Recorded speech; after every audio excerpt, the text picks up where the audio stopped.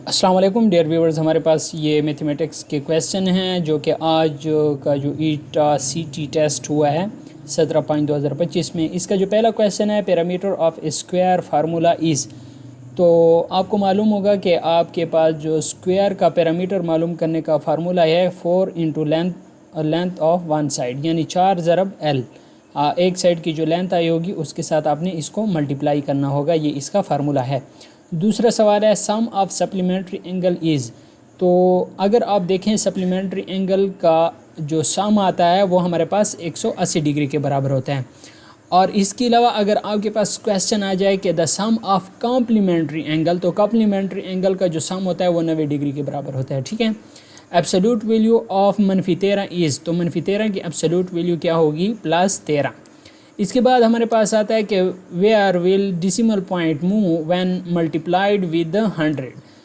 देखें, जब हम किसी इशारिया को 100 के साथ ज़रब देते हैं या 1000 के साथ ज़रब देते हैं तो जितने ज़ीरोज़ होते हैं उतने इशारिया को हम राइट साइड पे लेके जाते हैं। अब देखें, मिसाल मैंने यहाँ पे दी है 3.4 6 7। इसको अगर 100 के साथ ज़रब दें तो इशारिया 2 हिंद से आगे जाएगा। ठीक है, तो ये आ जाएगा 346.7।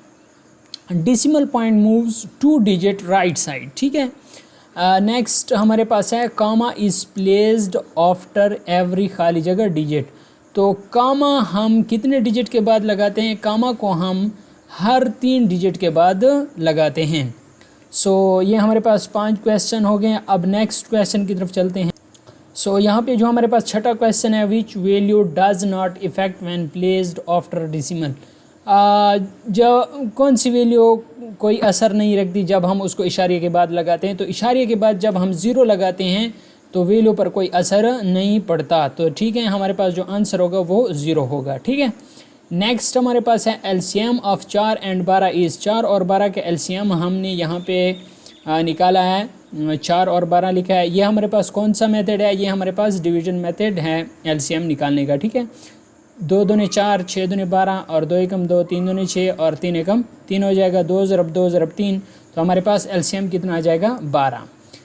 इसके बाद हमारे पास नेक्स्ट है कि what is 2 in this number. 2 क्या है इस नंबर में? देखें, अगर 2 की प्लेस वैल्यू मांगी गई हो तो फिर तो ये टेंस है, वंस एंड टेंस। अगर इसकी कीमत मालूम करनी हो, अगर इसकी वैल्यू मांगी गई हो तो फिर तो इसका जवाब 20 आएगा। सो ये क्वेश्चन पे डिपेंड करता है कि क्वेश्चन इन्होंने किस तरह दिया है। 12% डिक्रीज इन 625। तो 12% डिक्रीज इन 625 का अगर हम निकालें 12 तकसीम 100, 12% की जगह हमारे पास 100 आ जाएगा। 12/100 ज़रब 625। हम क्या करेंगे, इसको जब हम सॉल्व करते हैं हमारे पास 75 आंसर आ जाता है। फिर 625 से 75 मनफी करें तो हमारे पास 550 आंसर आएगा। Smallest 6 digit number is. तो हमारे पास जो स्मॉलेस्ट 6 डिजिट होता है वो हमारे पास क्या आएगा? ये 5 0 और उसके बाद 1। ये हमारे पास स्मॉलेस्ट 6 डिजिट नंबर है। इसके बाद 11 नंबर का क्वेश्चन है प्राइम फैक्टराइजेशन ऑफ 16 इज़। 16 की प्राइम फैक्टराइजेशन क्या होगी? ये होगी 2 ज़रब 2 ज़रब 2 ज़रब 2। तो ये हमारे पास कितने क्वेश्चन हो गए? 11 क्वेश्चन हो गए। ईटा टेस्ट की तैयारी के लिए हम आपके लिए लाए हैं 32 GB USB में ईटा टेस्ट के लिए सब कुछ, जैसा कि पास पेपर्स, MCQs बुक्स जिसमें अलकलम और ट्रेडर ऑफ नॉलेज शामिल होगा, और इसके अलावा क्लास 5 टू क्लास 10 वो सारे सब्जेक्ट जो ईटा टेस्ट में शामिल होंगे उन तमाम सब्जेक्ट की बुक्स और उन तमाम सब्जेक्ट के हलशुदा MCQs। और उसके अलावा सबसे बड़ी ऑफर ये है कि class 5 to 8 math videos form में आपको हम देंगे। अभी 50% डिस्काउंट चल रहा है, तो अभी आप लोग व्हाट्सएप बटन पर क्लिक करें और अपना एड्रेस हमें बताएं, हम आपको दिए गए एड्रेस पर भेज देंगे। दोस्तों, अगर आपने अभी तक चैनल को सब्सक्राइब नहीं किया तो चैनल को सब्सक्राइब कर लें। अगर आपने अभी तक वीडियो को लाइक नहीं किया तो वीडियो को लाइक भी कर लें। इससे हमारा मोटिवेशन बढ़ता है और आप लोगों के लिए हम नई नई वीडियोस लाते रहते हैं। How many millimetre in 7.2 metre. 7.2 metre में कितने मिलीमीटर हो गए? तो यहाँ पे देखें, 1 मीटर में हमारे पास 1000 मिलीमीटर होते हैं। तो 7.2 ज़रब 1000, तो हमारे पास 7200 मिलीमीटर इसका आंसर आएगा। नेक्स्ट हमारे पास है जम्मा मनफी। ये कौन से क्वाड्रेंट में आता है? तो ठीक है, पहले क्वाड्रेंट में दोनों जमा होते हैं, दूसरे क्वाड्रेंट में मनफी जमा होते हैं, तीसरे क्वाड्रेंट में मनफी मनफी होते हैं और चौथे क्वाड्रेंट में जमा मनफी होते हैं। तो ये हमारे पास, सॉरी यहाँ मैंने थर्ड क्वाड्रेंट लिखा गलती से, लेकिन यहाँ पे हमारे पास फोर्थ क्वाड्रेंट आता है। कौन सा क्वाड्रेंट आता है? Fourth quadrant. तो ये गलती से मैंने थर्ड लिख लिया, यहाँ पे फोर्थ क्वाड्रेंट आता है। ठीक है। क्वेश्चन नंबर 14 हमारे पास है set of vowel in sky.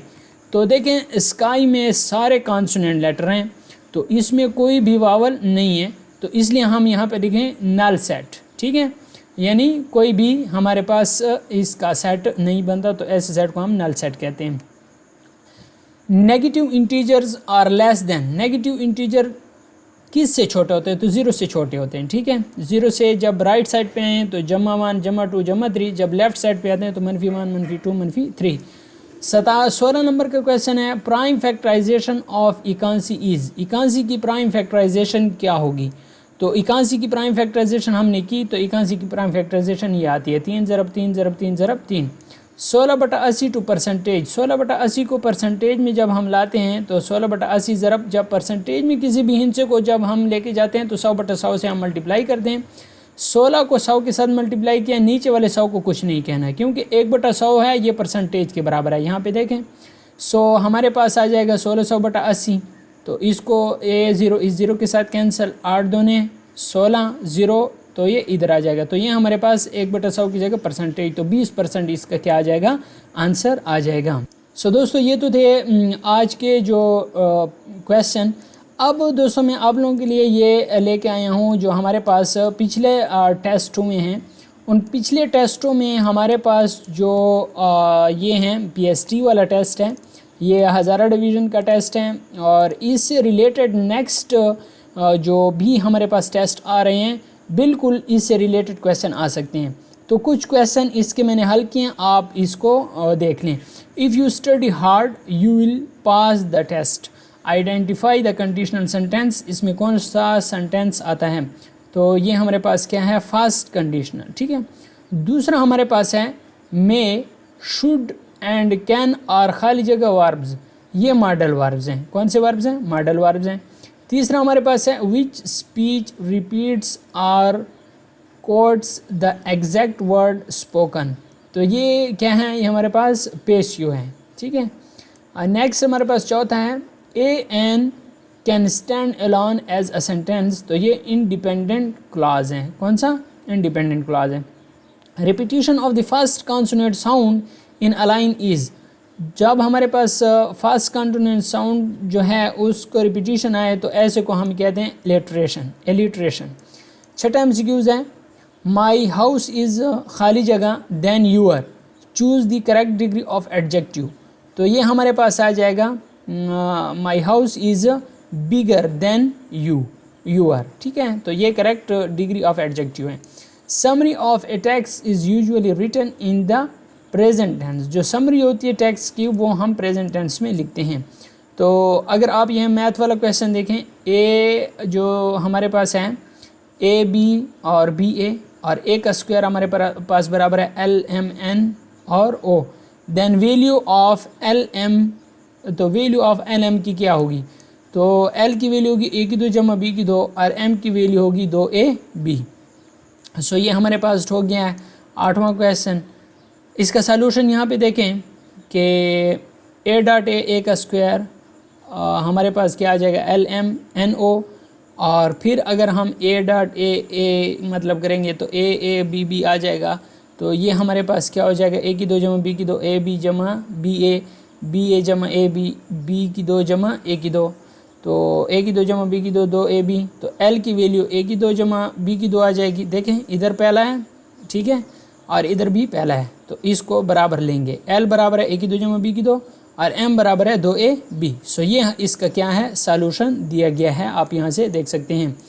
9वां MCQs अगर आप देखें, the matrix product AB is equal to 0 where 0 represent null matrix. अच्छा, ये जो ये है 0, ये नल मैट्रिक्स को रिप्रेजेंट करता है, तो इसका मतलब है कि A 0 होगा, B भी 0 होगा, A 0 होगा या फिर B 0 होगा। A is null matrix all of these, तो इसमें सारे होंगे, ठीक है। 10वां जो क्वेश्चन है, if A and B are square matrices of the same order then A B का ट्रांसपोज बराबर है A transpose B transpose, A B whole का ट्रांसपोज बराबर है B ट्रांसपोज A ट्रांसपोज, तो ये हमारे पास क्या आ रहा है, ये वाला ऑप्शन करेक्ट आ रहा है। आयोटा की पावर -10 इज़ इक्वल टू, तो ये -1 के बराबर आएगा। आयोटा की पावर -10 हमारे पास -1। देखें आयोटा की स्क्वायर की पावर 5, तो आयोटा का स्क्वायर -1 के बराबर आता है। पावर 5 जितना भी हो तो हमारे पास -1 ही आएगा। आयोटा के square is equal to -1। If B square -4ac less than 0 then the roots are unequal and imaginary. अगर बी स्क्वायर -4ac छोटा हो 0 से तो हमारे पास रूट्स क्या होंगे, अनइक्वल होंगे एंड इमेजनरी होंगे। ये हमारे पास 10 मैथमेटिक्स में पढ़ा है पहले सफ़े पे। नबी करीम सल्लल्लाहु अलैहि वसल्लम की ज़िंदगी का आखिरी तैयार करदा लश्कर खाली जगह था, तो लश्कर उसामा रदी अल्लाह ताला अन्हो। सो उम्मीद करता हूँ यहाँ तक जो हमारे पास ये थे क्वेश्चन थे वो मैंने सॉल्व कर दिए।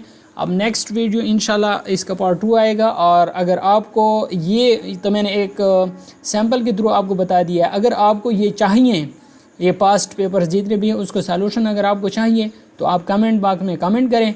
मैं इंशाल्लाह आप लोगों के लिए नए दूसरे वीडियोज़ भी ला कर दूँगा। Thanks for watching.